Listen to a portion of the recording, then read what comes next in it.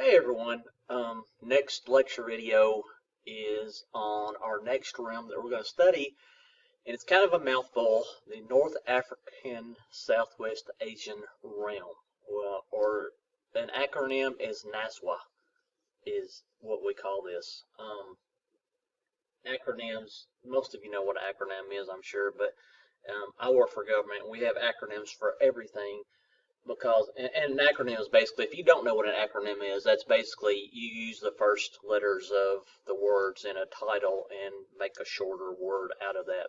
So in this case, it would be NASWA for North Africa and Southwest Asia. When you work with government like I do, and all of my programs have such long names that we really need acronyms to make life easy on ourselves, or we would be writing books every time we wrote an email or something like that. So anyway, back to the topic. NASWA is a big realm, and it's very historically significant. As realms go, probably, as you all know, if we want to go in detail on all this subject matter, we could actually have an entire semester on each individual country that we study. So this is just a 50,000 foot view of the world that we're studying. With that being said, probably the two realms that we have studied that we could spend, even in a general sense of studying, probably a half a semester each on, would be the European and this one, the North African Southwest Asian realm, simply because the way that those two realms have affected history and our modern society.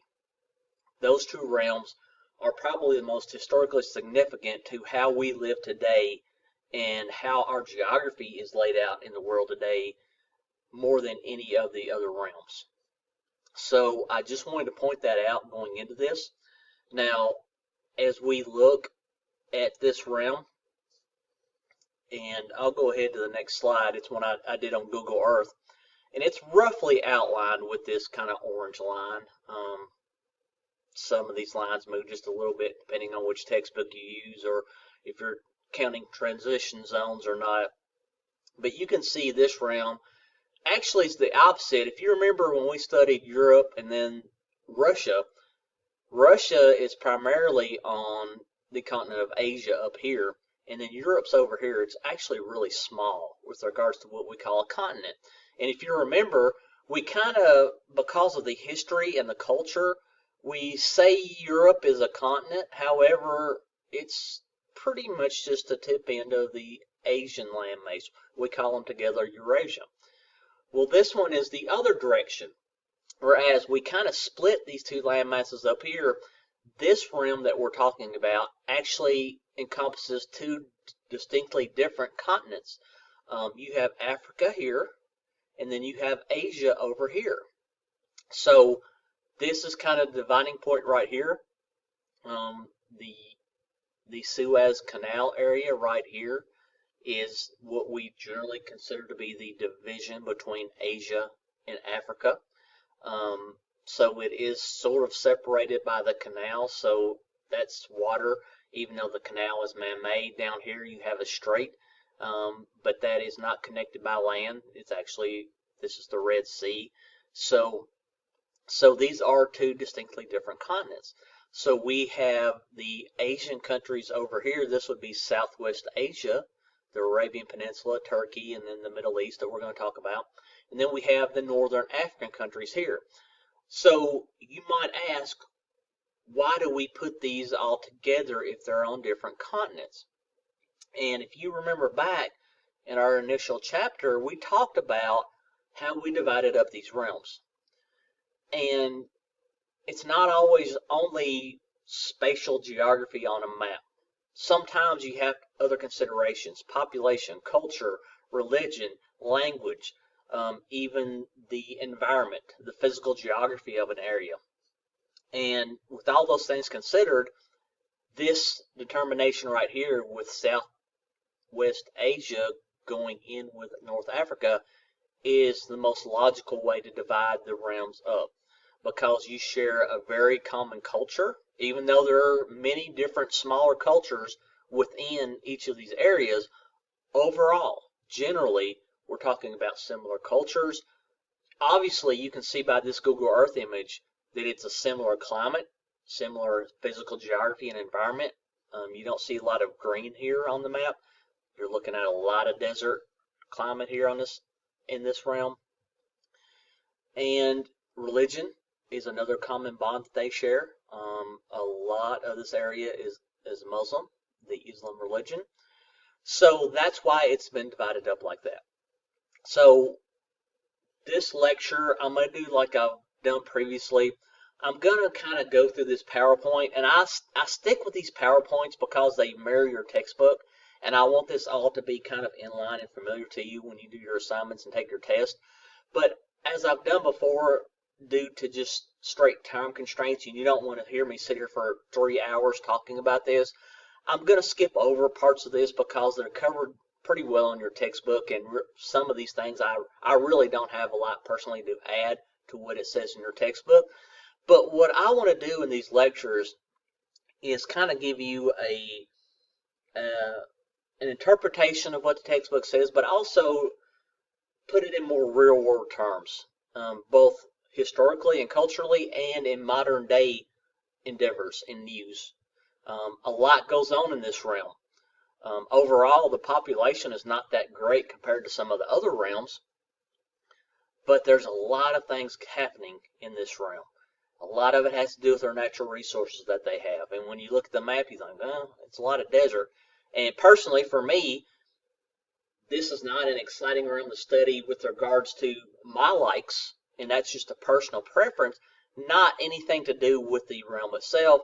But as I've told you many times before, I'm very much an outdoors person. I'm a whitewater kayaker.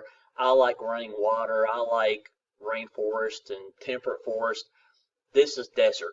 Pretty much the entire realm is pretty straight desert. So there's not a lot to get excited about with regards to, things like nature and all that stuff like we see in other realms where tourism is big. And there are tourist attractions in this realm, and we're going to talk about a couple of those. But overall, you can see on the map, with regards to the physical geography, we're talking about very arid climate, mostly desert, and it's very obvious that you're looking at this map. So I'll jump back up here to the first map real quick. Here's the countries that are included in this area, and you're going to see this map several times, this or a map like this, kind of delineating these countries. And we're going to talk a little bit about each one of these, especially in the textbook. Again, that's toward the end of the PowerPoint presentation, so by that point, I'm not going to go into the individual countries that much. I'm going to give you kind of the overall view of what we're looking at here. So one very important thing to keep in mind about this region, it says here we have a large amount of cultural complexity, and that's very true. I mentioned before that the cultures are similar, and that's because they have similar environments. The physical geography is similar. So you're going to have similar types of culture within this realm, but individually there are a lot of different areas that their cultures evolved separate, and as you'll see through history, they've kind of melded together in some places not so much. Some places were able to keep their identity. This is the crossroads of Europe, Asia, and Africa. Again, if we go back to the map, you have Europe up here, and then you have Turkey right here, which is kind of an Asian country with a lot of European influence. And then you have the Middle East right here. You're going to have Israel in this area. So around here to Africa, and here you have Egypt, the pyramids, the Egyptian culture.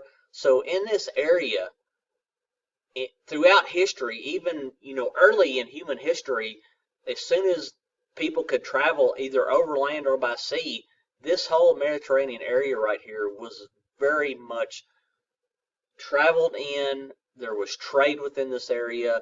Cultures exchanged ideas in this area. Of course, you have Greece right here.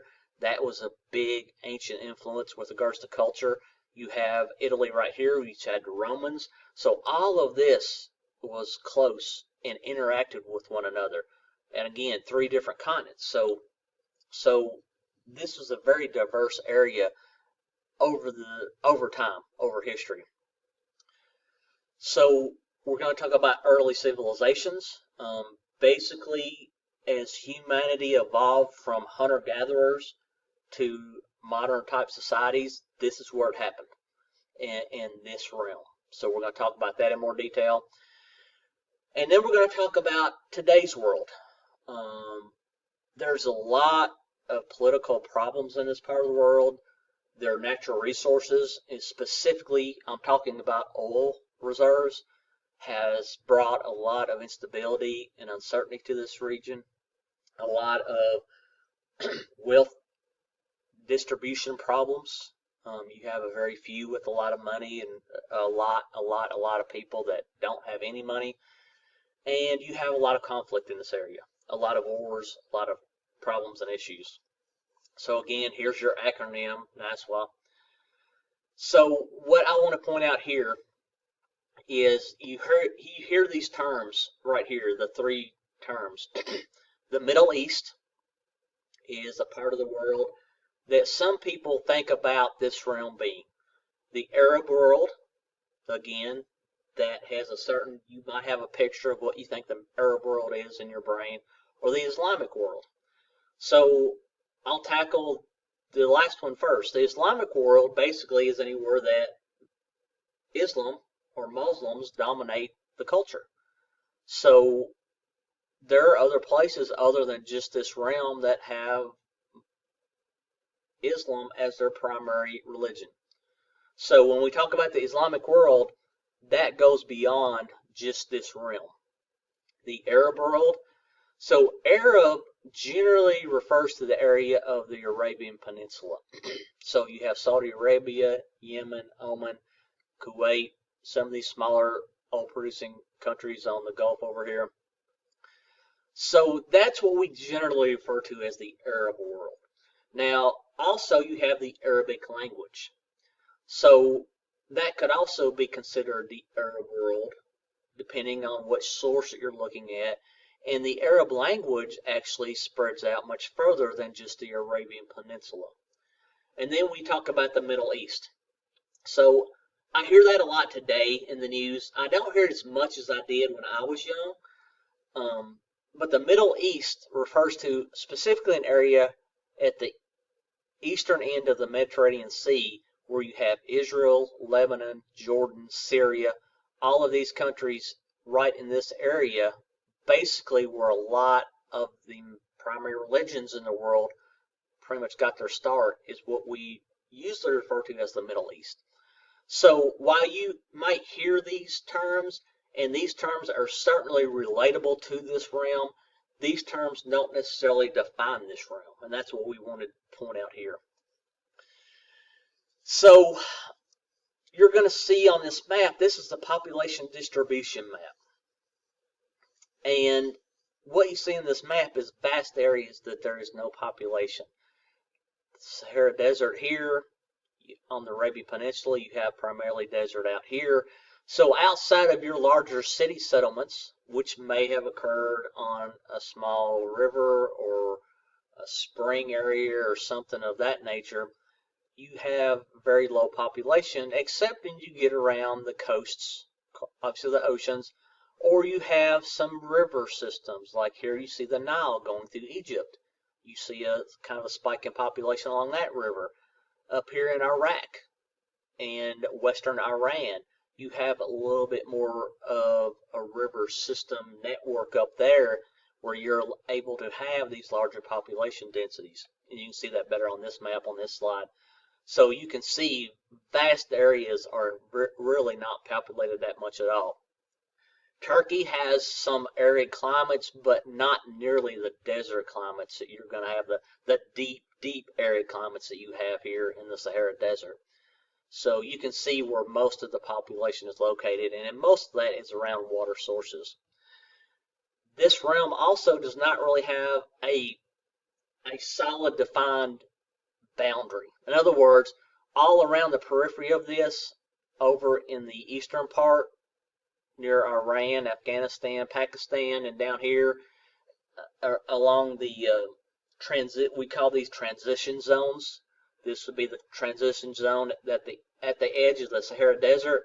You're starting to transition more to your sub-Saharan African realm, which is a little bit different culturally, a little bit different physical geography. You're going to start getting more precipitation, more vegetation, and the cultures are different. So this area, really, the boundary up here would be the Mediterranean Sea, obviously. But then when you're on land, though, you really have transition zones instead of a hard boundary somewhere.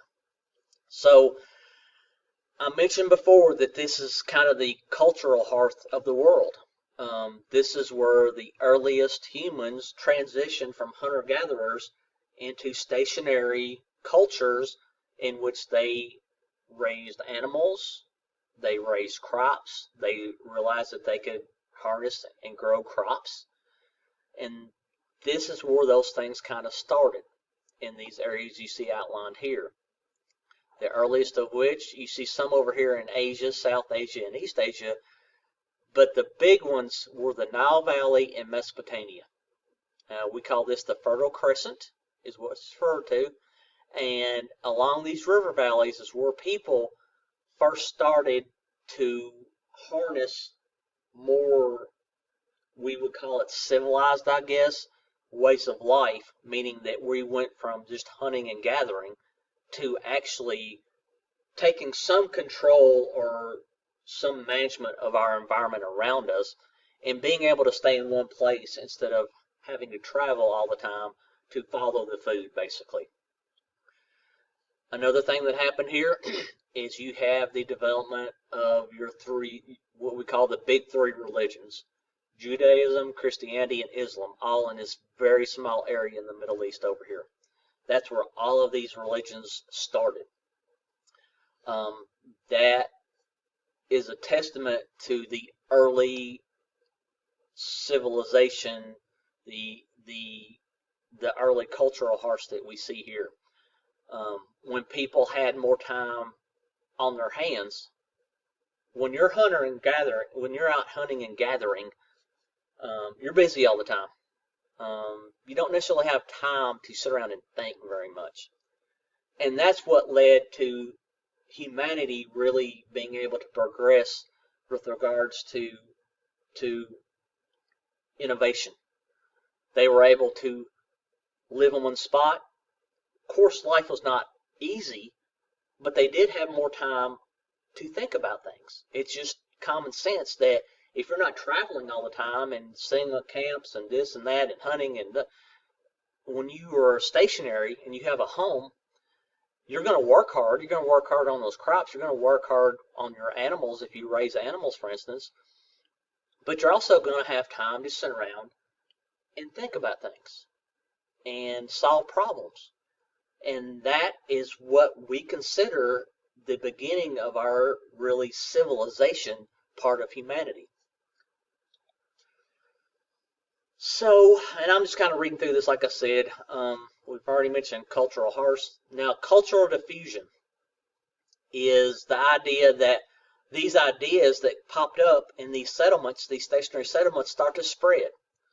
So as they start to spread out, either from people coming there or the inhabitants there traveling out and leaving and starting maybe something somewhere else, or giving ideas to other groups of populations, that's where you have the diffusion of these ideas and this culture. And that's how this started to spread across the area and eventually all over the world. Cultural landscapes is when you have the physical geography and the cultural geography are very intertwined. And what that means is, and this, I'll just give you an example, because a lot of times it's easier to learn by an example than trying to explain something by definition. So one of the big reasons that you have this here in this area as early as it was. Now, other civilizations developed, like in the Americas, like the Aztecs and the Incas. We've already studied the Mayans, but they were much later than history than these were. So some of that is by chance. Some of that is just strictly by chance and how the culture and the people interacted together. Some of that has to do with the environment. And you might ask, well, why? Well, these are, as you saw on that Google Earth image, these are vast areas of desert. It's not like, in the Americas, we have deserts like out in Arizona and Southern California, but we also have places somewhat close to those areas that are more vegetated, have more rainfall. It's not as vast as like the Sahara Desert is or the Arabian Desert. So the people that did live in these areas, they were nomadic. They traveled around. They had probably places they knew they could get water. They would travel around for food, for animals, and ultimately they settled in these spots, which was almost always along the river, which is a source of water, and that's where they started these innovations of agriculture and raising animals. So why did that happen? Well, I would say, and just kind of common sense wise, there were people smart enough at the time that said, hey, I'm tired of traveling around here all like this.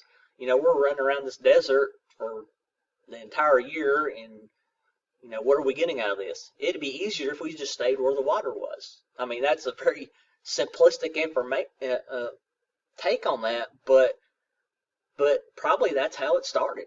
They just said, hey, I'm tired of traveling. Let's just stay where the water is. So when they did that, then they had to say, okay, well, how are we going to eat? Because when you have a hunter-gatherer society, the reason they travel so much is because they'll run out of the resources really fast. For instance, food. If you're hunting food, if you have any significant population at all, and you're hunting, then you're going to kill all the animals in that area pretty quickly, and you're going to have to move to another area. So what farming and agriculture did when they settled along these rivers is it allowed them to stay in one spot and keep their source of food indefinitely. They could keep growing crops, keep raising animals, and that way they could stay there. So that's what we talk about, the meshing of the cultural landscapes. Is it was born kind of out of necessity. It was a logical next step in the evolutionary process of humanity kind of going in that direction of being more innovative. So the two primary ones, again, Mesopotamia, we call this Mesopotamia. It is two rivers, and there's a valley between the two. It's in Iraq, present-day Iraq, the Tigris and Euphrates River, and then you have the Nile Valley, and most of us have heard of the Great Pyramids and the Egyptian culture. These were the two early big ones in Nazca, in this realm. And again, we've already talked about this. They were on rivers and very arid climates. One thing I do want to show you, let me see. I don't know if I'll jump to Google Earth in just a second. I've already talked about these things. So talking about irrigation, the hydraulic civilization theory. Hydraulic means having to do with water. So what this theory is basically whenever a culture was able to harness the water for agriculture in their communities, like along these rivers, then you have the ability to have control or authority over pretty large areas around that initial area. Because one is you had the technology. Two is you could produce crops in a way that you had more than enough for yourselves, so you could start to trade that. And that gave you power to be able to do that. So I'm going to jump over to Google Earth for a second. And the reason I want to do that is I want to show you a real world example of this. We're talking about irrigation, so I'm going to zoom in here to the Nile Valley. So I'm going to stop here first. So first, this is Iraq. This is the Tigris and Euphrates rivers, these two right here. So this was the Mesopotamia area up in this region, all the way down through here. And this is the Nile over here. So I'm going to focus on the Nile right now, just this is an example. So you can see the Nile runs up through here, all the way, it runs south to north. So down here are the headwaters. You can see the headwaters, you're starting to see more precipitation and more greenery. So you have a totally different environment up at the headwaters of the Nile than you do most of the course of the Nile. The Egyptian, this is Egypt, this country right here, and this is where basically most of the Egyptian culture happened, is in the lower part of the river, which means the close to the delta of the river, which is right here. And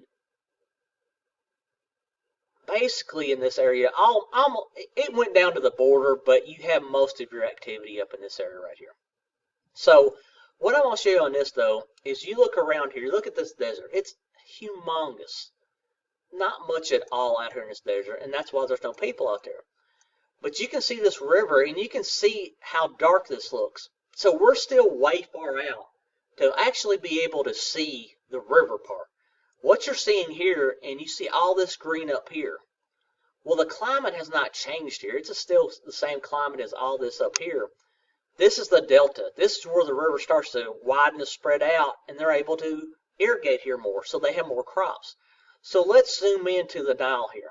Again, we're getting closer. Now, this would be a lake. It's dammed up here in this area right now. But even out here where it's not, what you're seeing is not the river itself, but it's green. Now you can start to see the river itself flowing here. All this green around it, that's what's being irrigated for crops. So this will give you a little bit better idea of why these civilizations developed around these rivers. You go some cases not more than a mile or two away from this river, and you're in just sand. There's nothing there. You can't grow anything there. So this is why these civilizations started here, because the people stayed where the water was. It's a very simple concept. Now I'm going to scroll up to the delta up here. And you can see here, as the river gets down here, you can still make it out a little bit, but it looks like the river gets a lot smaller. So there's two things happening here. One is, as the river nears its delta, it tends to split out into different channels, because all this ground is basically the same elevation right through here. And you can still make out the river right here. It's still flowing up through here. The closer you get, the better you can make it out. But a couple things are happening. One is it's flatter here, so you got a larger area that you can irrigate. Upriver, and you're looking up here, you don't want to run a lot of electric pumps to get the water too far up on the land. So when you see a larger, flatter area like this along the river, that means that's just a flatter area along the river that they can easily get water to.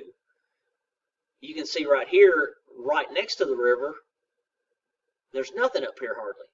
And that's because that's probably a bluff or something in which it would be hard to pump water up on top of that. So most of the irrigation is over here on the lower, the flatter side of that.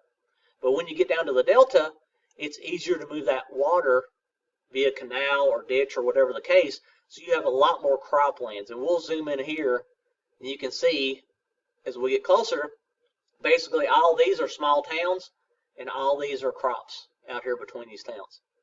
So if you were driving on a road through this area, you'd say, yeah, this looks all right. It still looks like a desert. But as soon as you leave that line, you cross that line out of the irrigated area, nothing but sand, rock and sand. So that's why you have these civilizations starting like right here in Egypt, because there's water, there's resources. There's a way to stay there and survive without starving or dying of thirst, dehydrating. So I wanted to point that out to you.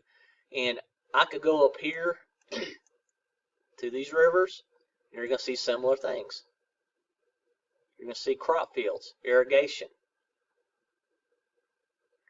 I can even go to, let's go back a little on our lesson, close to where my wife's from, in Royal, Peru. So we're going to fly around the world. And remember, the Peruvian coast is a desert. You see up and down through here, there's desert, but you see these green areas. Now this is not a green area. That's just rock. That's discolored rock. But you see here green. This is a very small river that runs down from the mountain. And when I say very small, this would be like the Barren River in Bowling Green, about half the size of that. It's not very big at all. But you can see it starts to turn green. That's because they're irrigating. This is common in desert communities throughout the world. You're going to see this. And it's really unique if you're traveling in these areas that you're driving and all of a sudden you go from just sand and rock to green. It's because of irrigation. Now, you might ask how they irrigate this. How did they do this back in the old days? Well, it's really simple. It's just gravity. So as you all know, water flows down here, right? So in this case, in the Peruvian mountains, this is very steep. This coming out of the Andes straight to the coast. So you have a lot of relief here. Where the little hand is right now, you're looking at almost 1,700 feet in elevation, and just down to here, you've dropped 1,000 feet in elevation from those 2 points. So what you do is if you're going to irrigate, let's go up river a little bit. So let's say you want to irrigate a field here.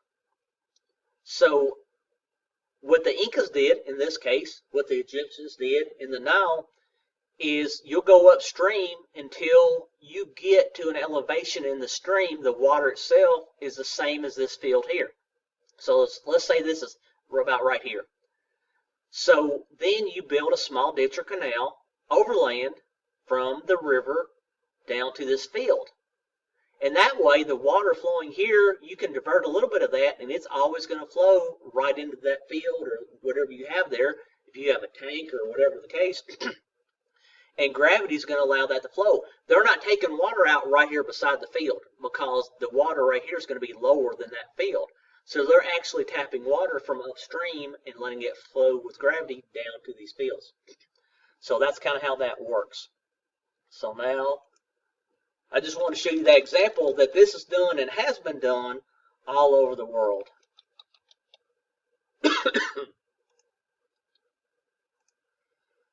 So now we'll go back, and I will go back to the PowerPoint.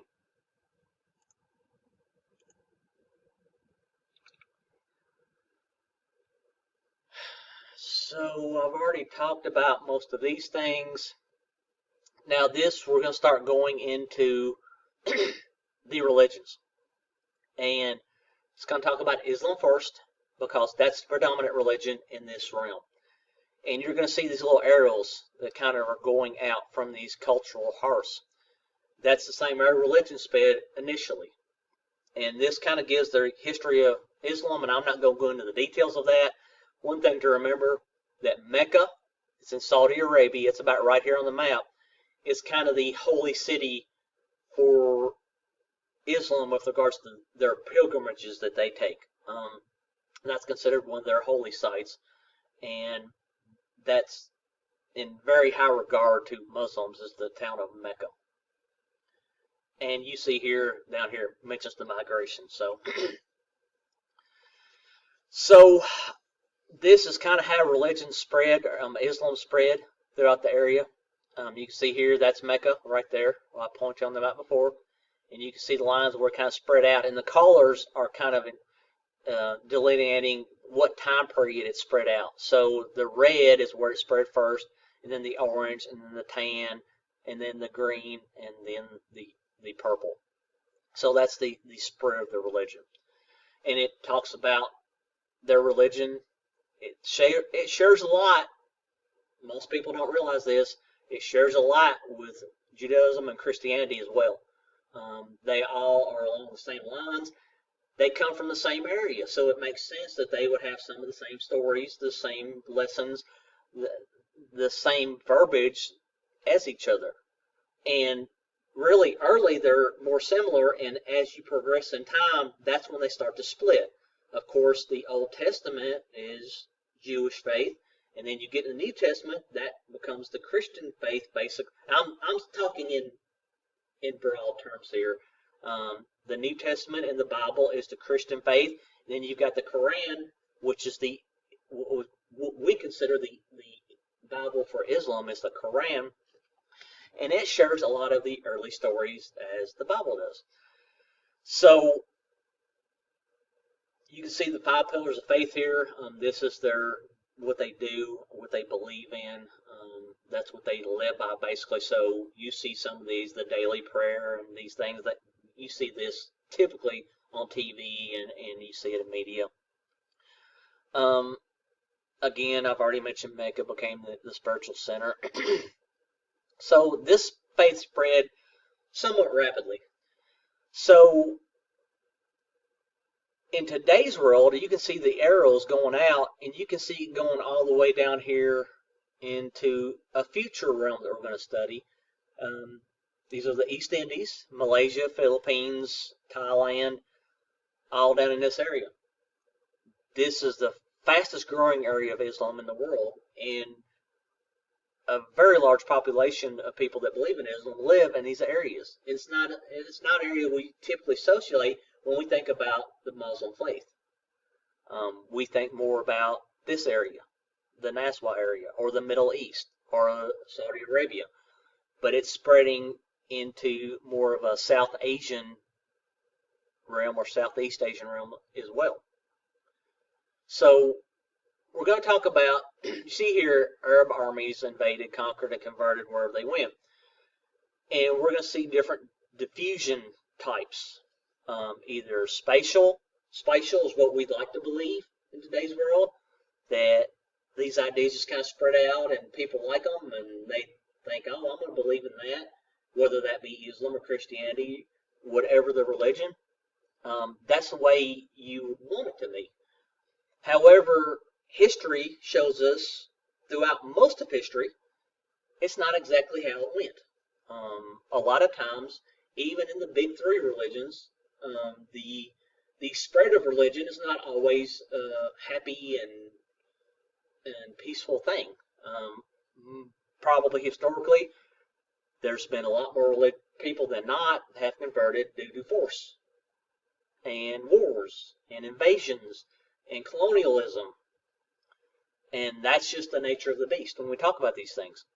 So, and you can see the different types of expansion, the different types of diffusion, and how these religions and these cultural ideas might spread. Sometimes people migrate in, sometimes migrants carry these things out. But in general, you have religions spreading very similar ways throughout history, and the ones that were really good at it, despite how good or bad those ways were, are the bigger religions in the world today. Christianity and Islam are the 2 biggest, or I would say the 2 biggest of the 3. This is what I'm trying to say. I'm getting tongue-tied here a little bit. We're having, because of population explosion in China and India, Hinduism and Buddhism are now, I haven't looked at the numbers recently, but they're now up there. But I think Islam is still the leading religion in the world as far as how many people believe in it. And some of the history is here about Islam taking over smaller Jewish communities in the Middle East, especially how the Christians waged holy wars against the Muslims during the Crusades. That was back in our European discussion. Christians were pretty much always the minorities in the Middle East, in the entire, especially the entire Naswa. Christians were and will be the minority in this entire area. In the Middle East, they're minority. The Middle East is where you had all the Crusades and all that. That area that I mentioned, Israel, Lebanon, Jordan, that little area right there is where all of this kind of started and continued to have problems for centuries because the different religions wanted to fight each other over that territory. So that's why the Middle East is kind of the term that we are probably more familiar with than something like Naswa would be. Jerusalem is a holy city for all 3 of the big religions, and it's been a site of controversy as well, and even in recent years, and we'll talk about that in just a second. So in Islam, there are two primary different sects of that. And it's kind of like Christianity. You know, you have the Catholics and then you have the Protestants in Christianity. So they have the Shiites and the Sunnis. And the Shiites tend to be a little bit more strict with their practices of Islam. They believe only a blood relative of Muhammad should succeed in leading the religion, whereas Sunnis are more open to any devout follower could assume that role. And make no mistake about it, these two groups often don't get along and have wars over just religion. We've seen that throughout history, especially Iraq and Iran had a long war over that. They still are at odds. But basically, your Shiite countries are going to be more of your eastern countries. Iran, Afghanistan, Pakistan, those areas are going to be more Shiite. Sunni are going to be more in the Middle Eastern area. Now, there are outliers, but that in general is what you're going to find. You see, I'm kind of reading through this to see what I want to talk about. The Ottoman Empire, I'm not going to talk about that a whole lot. Just know that the Ottoman Empire was a significant empire for a very long period of time. I think it started in the 12 to 1300s and lasted up until probably around 1900. That's a very long empire, and it controlled a lot of the realm that we're talking about right now. Here we're getting into the oil production. You have some of the leading oil producing states in the entire world. These are the biggest ones in this realm, but also in the world. You see they're kind of divided up. There's 3 discontinuous zones. So that means they're not connected. You've got these over here, which is in North Africa, and then you have the Southwest Asian area over here as well. So really, Libya has a lot. They're the biggest producer in North Africa, but their country has been very unstable for several years now. So most of the oil production comes from the area around Saudi Arabia, Kuwait, Iraq, Iran, United Arab Emirates, all those countries over here along the Gulf, the Persian Gulf. This is the hot spot for oil. There's been wars fought over it again. It's a very unstable area of the world, and it's been going on since basically we've been addicted to oil in the world. Of course, colonial powers were in there early, that being European and Western powers. And these people are not a people that like to have foreign influence necessarily, and our involvement in their affairs there make a very contentious environment for that region. And here you can see again, this a little closer up map, you can see where the biggest oil fields are in the region, but you can see some of the specific countries. And some of these countries are tiny. United Arab Emirates, Kuwait's pretty small, Qatar is very small, but they're very wealthy countries because of the oil. Now, some of these countries are actually looking ahead, and they're looking at life past oil, because anybody with any sense understands that the oil thing is not going to last forever. And it's not just the environmental aspect of it, it's a finite resource. And at some point, we're going to run out of oil reserves that we can economically take oil out of. So some of these countries are much more progressive than others at both distributing their wealth and having plans for the long term. Saudi Arabia is by far the biggest oil producer, an exporter. They're a very close ally of the United States, but keep in mind, they're an ally because of oil. Idealistically, what they stand for, the way they're governed, is not what the United States historical United States would want to see in the world and how things are done. However, because of their oil, we need them, and they can use us for a lot of things as well, so we are allies with Saudi Arabia. Let me see what I want. Already mentioned those things.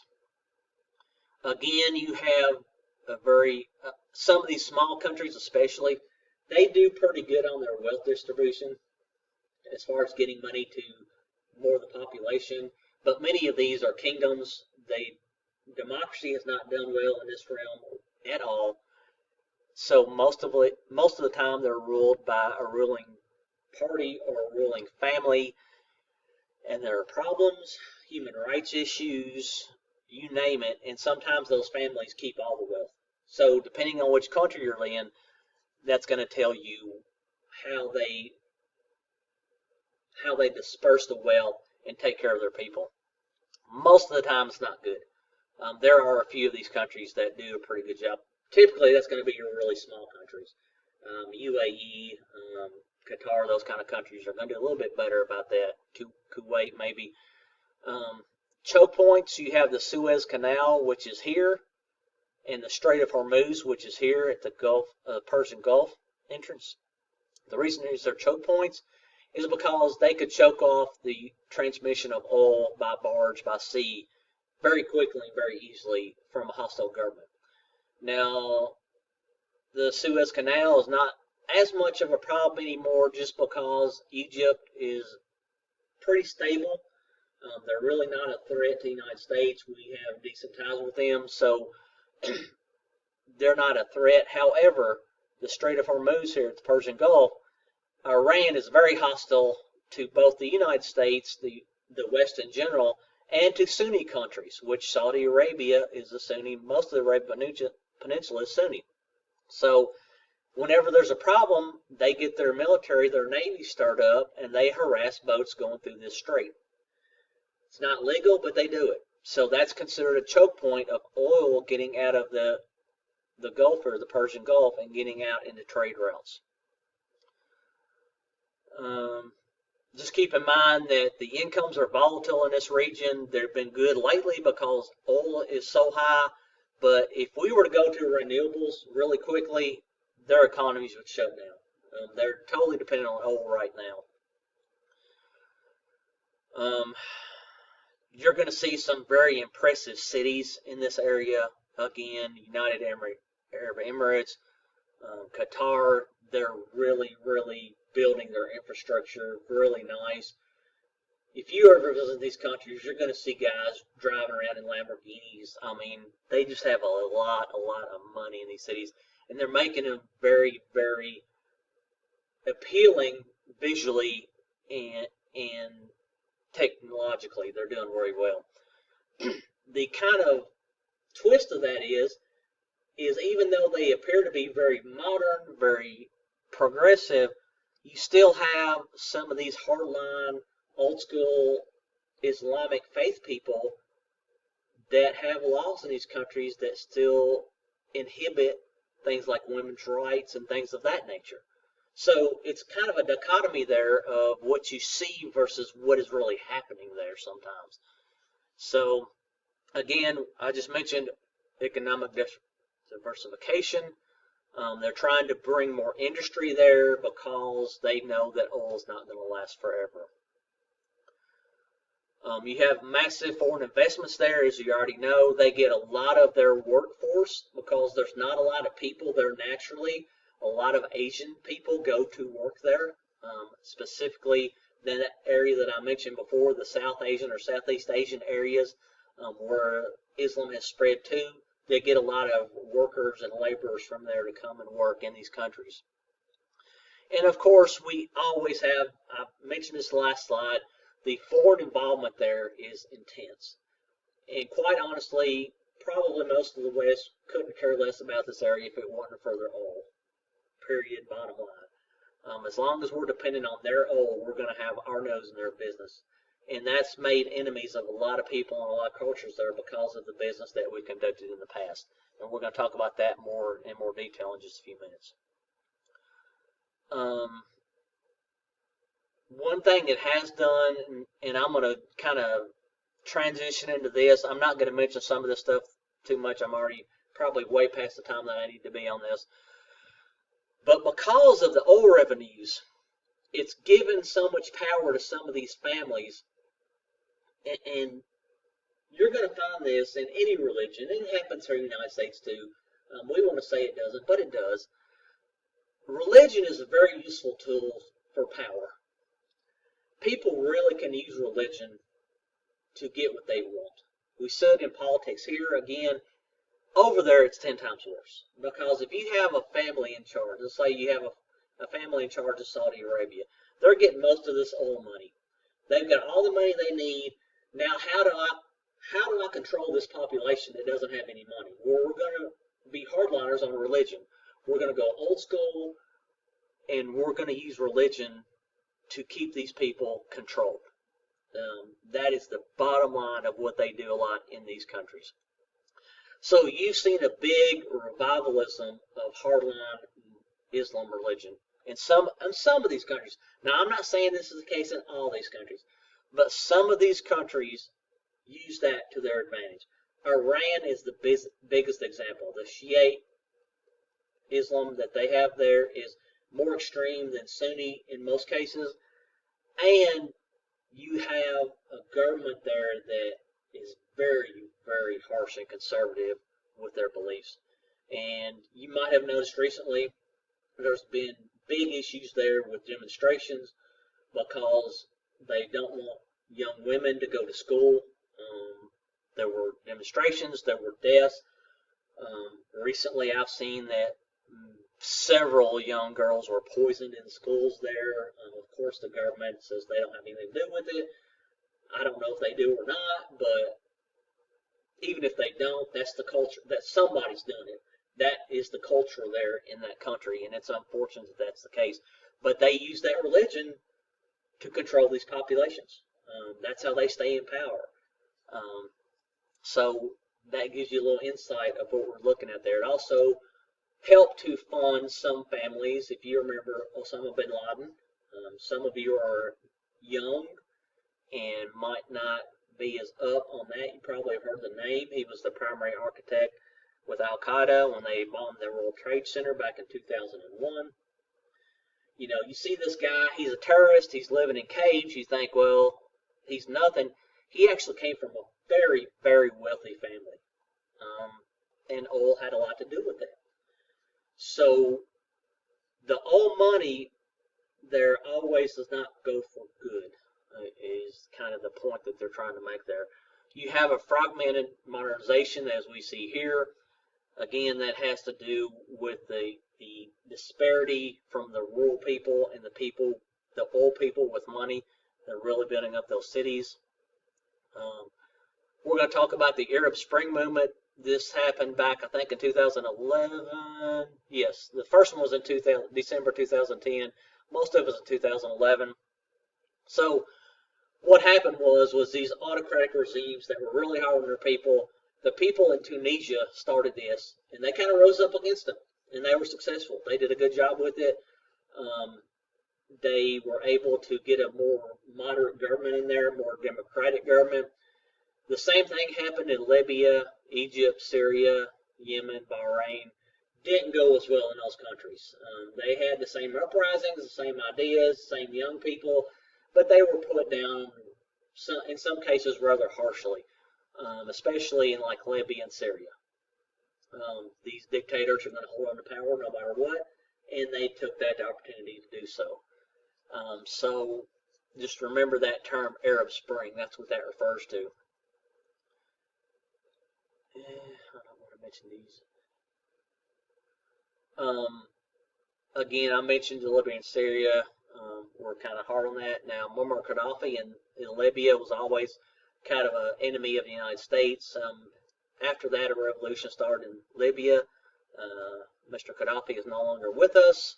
Not saying we had anything to do with it, but not saying that our government stopped it either. So,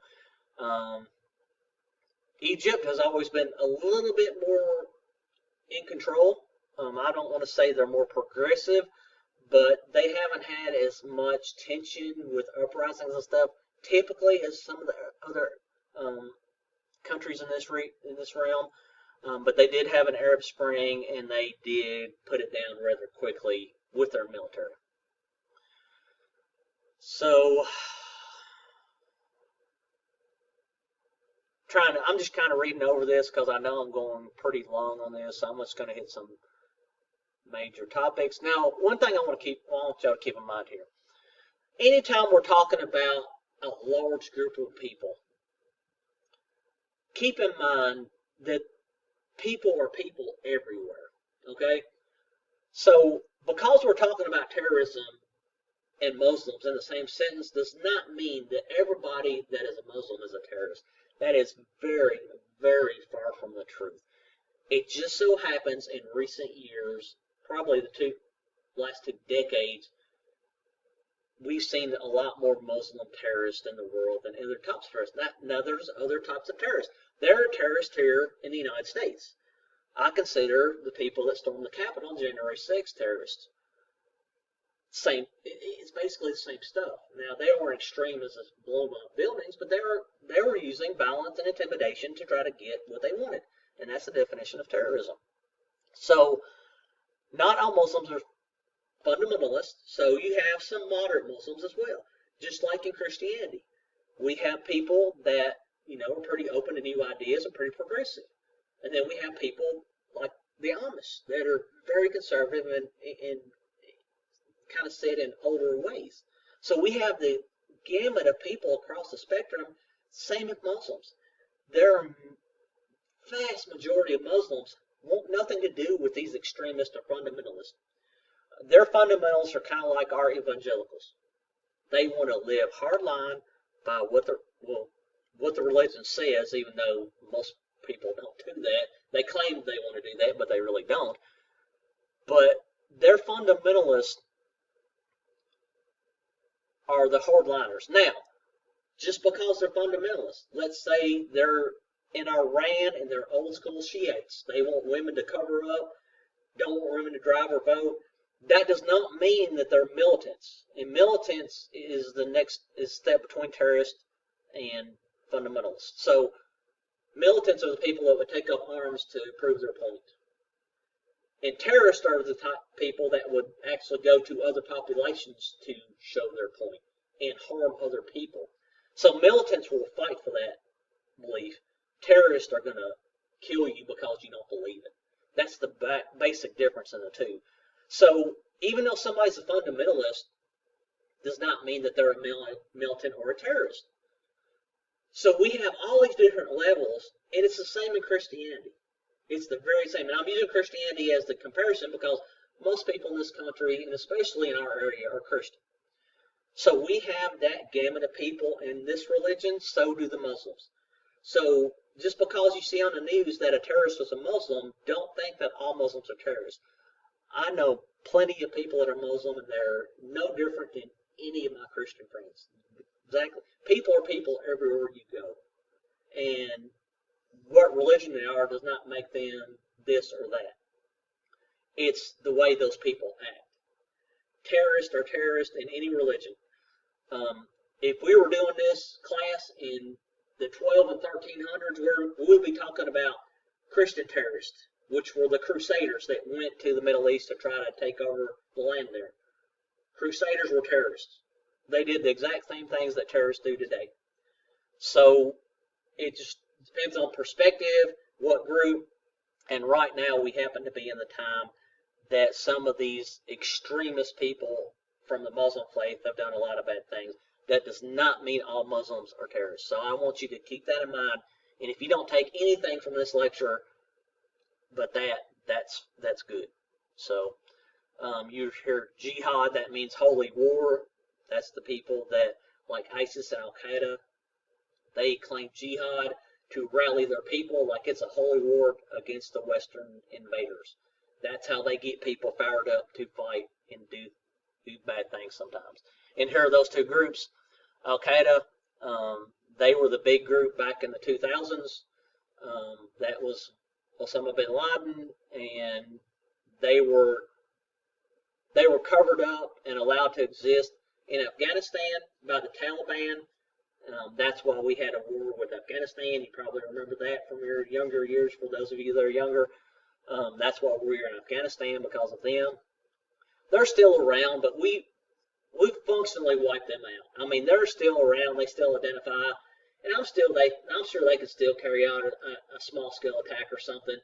But they were a big group and they were organized until we went in Afghanistan. We pretty much wiped that stuff out. ISIS came up after it was kind of a vacuum when Al Qaeda left, and we had a war with Iraq. There was kind of a vacuum there, so a lot of these extremist people, the ones that wanted to be more terrorists or militants, they formed ISIS, and they wanted their own territory, and they kind of carved out an area in Syria and Iraq for a while in the mid 2010s, and we had to send troops back in there and military back in, and we have, again, they're still around, but we have essentially taken their functionality away with regards to their ability to mount any kind of a large-scale problem. I'm going to let you read this in a textbook. One thing I want you to remember about refugees, so they call them refugees here. So refugees are people that are escaping war areas or areas of instability or areas that they might be persecuted because of their beliefs. We have the same thing. Our immigration here is from like Central America and Mexico. We're talking about the migrant problem or the immigrant problem here. And what that we talk about that here at our southern border with Texas and Mexico, and that's where our migrants come from. In Europe, their migrants come from North Africa and the Middle East. So they face similar issues there as we do with immigration, but theirs come from the Middle East and, North Africa and Southwest Asia, not just the Middle East. I misspoke there. See, I even do that at times. So that's where most of their migration comes from. So here we're going to get into our different regions, and I don't want this to go too long, so I'm going to let you read about these specific ones in your textbook. But just know you identify these main ones. Again, we have transition areas. This is Afghanistan. This is a transition area between sub-Saharan Africa and North Africa. Here you have the Maghreb, Egypt and the lower Nile Basin, the Arabian Peninsula, the Empire States, and here's that Middle Eastern area. In this textbook, they include Iraq in that Middle Eastern area. Geographically, I would say 50-50, maybe part of Western Iraq will be included. That's fine. Either way it goes. It probably more because it's all Sunni than anything else. And here's a bigger map of that so you can see the extent of these.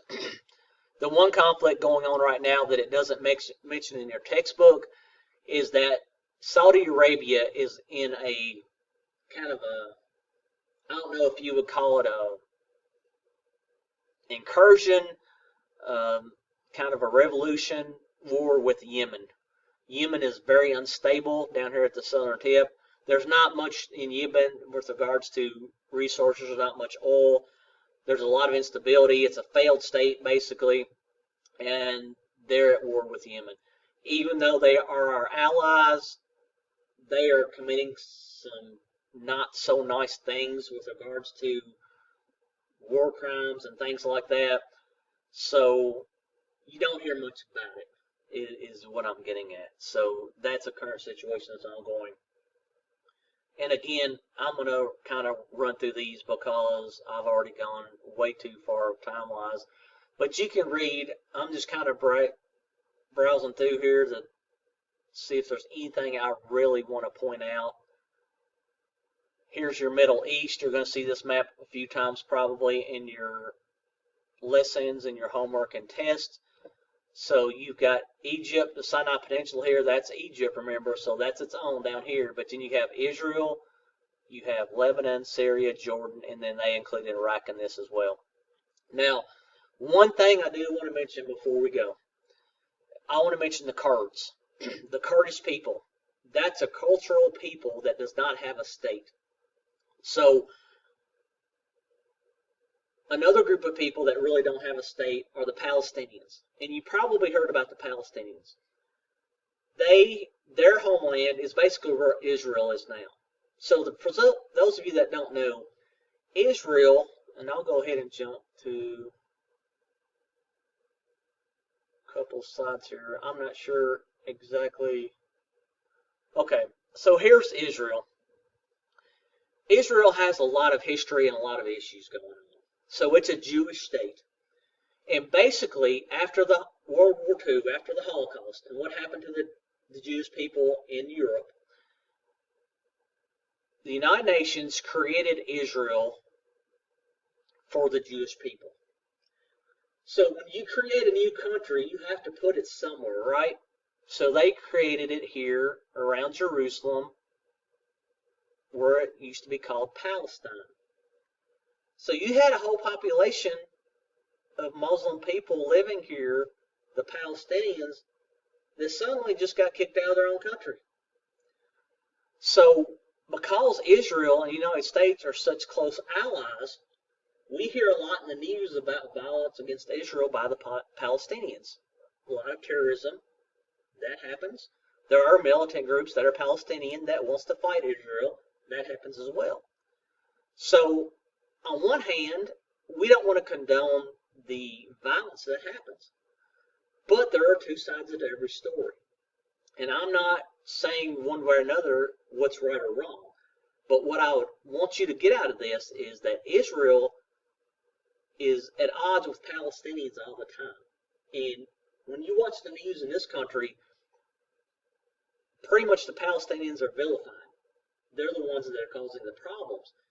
And sometimes that's true. They're the ones that cause the violence. However, if you go back to 1949, their whole country was taken from them.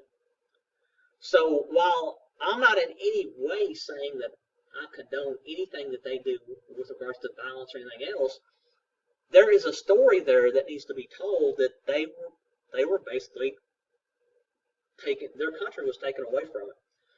So you got areas like the West Bank that Israel has taken in the past that was previously part of Jordan.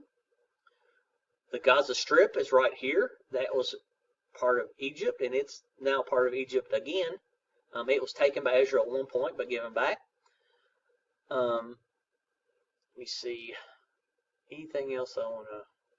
So now I want to go back to this map. And we'll go back to the big one. So let's talk about the Kurds. So the Kurds are a group of people that are culturally, it's almost a nationality. I mean, they're just as much of a group of people as we are, as Americans are, the Turkish are. And you're going to see up in here, this line is where most of the Kurds live. Kind of purple lines here. See, there's a lot in Iran, a lot of northern Iraq, and a lot in Turkey and northern Syria as well. So they live in that area. But you see there's no Kurdistan. There's no country of Kurds. They want that. And they are looked at as a dirty minority by all the countries that I just named. Syria, Iraq, Iran, Turkey, they don't like the Kurdish people because they're a threat because they want their own land.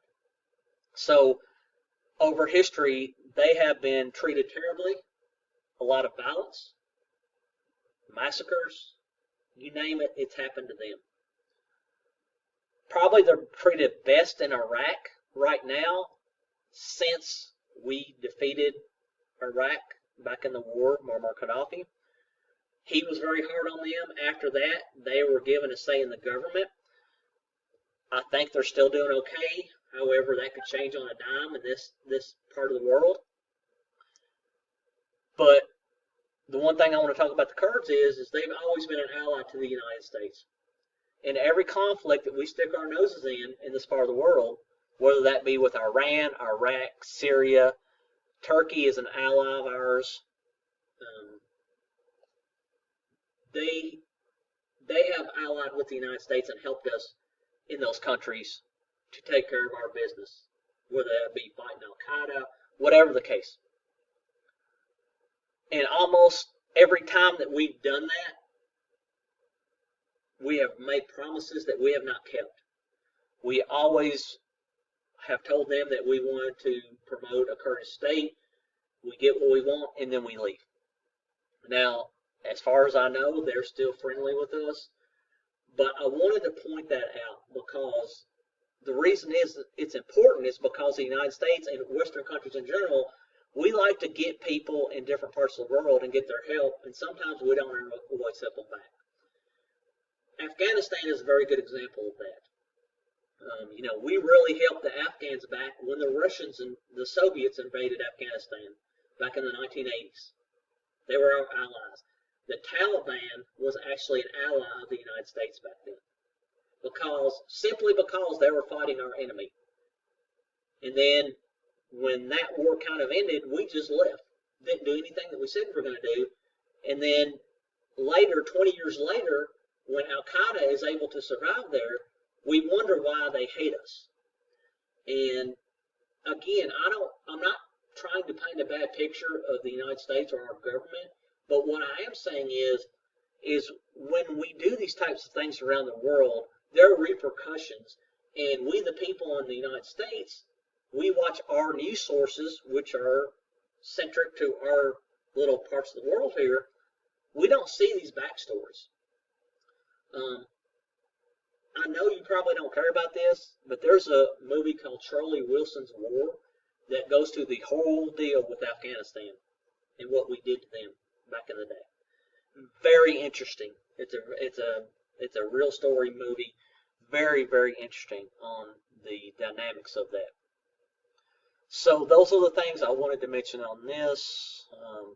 The rest of this on these specific areas you can read in your textbook. Turkey is part of NATO. They're officially an ally of the United States, but it's kind of sometimes a tense arrangement because of their human rights issues with the Kurds. They don't always see eye to eye with us on other issues, so we're allies, but it's an arm's length ally is the best that you can say. Pretty progressive for a Muslim country in this area of the world. They also committed atrocities against the Armenians back around the early 1900s. It was basically a genocide at that time. They did similar things to the Kurds more recently. So I think I'm going to stop there. Just Iran is probably the biggest threat in the area right now with regards to current events. They're trying feverishly to develop nuclear weapons. Them and Israel are at each other's throats all the time, and we're at the precipice right now of a war between the two. I don't know if that'll happen or not, but it's a possibility. There's really a lot of tensions there right now with them. Of course, if you watch the news at all and looked at anything that we went over on the Ukraine war, they're allied with Russia right now, and they're providing Russia with drones and weapons. So we're at very big odds with Iran right now as well, as we pretty much have been my entire lifetime. So I think that's it. I'm going to get off here. Apologize for the long lecture this time, but this realm has a lot going on with it. So again, if you have any questions, feel free to reach out and let me know. Thank you.